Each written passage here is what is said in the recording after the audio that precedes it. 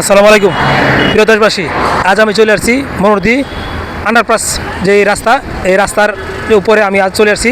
কিছুদিন আগেও এখানে ছিল কাঁচা বাজার ও মাছ তরকারি যেখানে উঠতো, এটা হলো মাছের এবং কাঁচা বাজার ছিল। এই মাছ এবং কাঁচা বাজার যে বাজারটা ছিল এটা একবার মেন ফটকের সামনে ছিল এবং এই মাছ রোডের মাঝামাঝি ছিল। এই রুটটার মাঝখানে ছিল কাঁচা বাজার এবং মাছের বাজার, তরকারি বাজার। আজকে এই তরকারি বাজার সরে গেছে ঠিকই, কিন্তু এখানে আপনারা দেখতে পাচ্ছেন কাঁচা বাজার মাছের বাজার ঠিকই চলে গেছে, তরকারি বাজার এখানে নেই, কিন্তু এখানে বাসটাকে ঠিকই আছে। আজকে এখানে দেখে আপনি দেখেন অপর সাইডে কিন্তু আপনার রাস্তার কাজ চলছে। এখানে এই রাস্তার মাঝখানে এই ট্রাক লরি কভারম্যান রেখে এই রাস্তার ব্লক করে রেখেছে।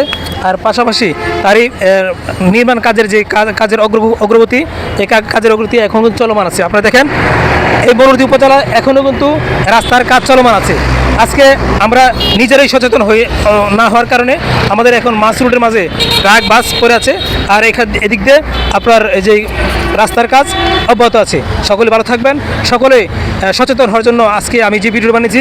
অবশ্যই রাস্তার পরিবেশ দূষণ না করে রাস্তা খোলামেলা এবং সরকারি রাস্তা আপনারা কেউ ব্লক করবেন না, এরকম রাস্তা কেউ বন্ধ করে নিজের সুবিধা ভোগ করবেন না।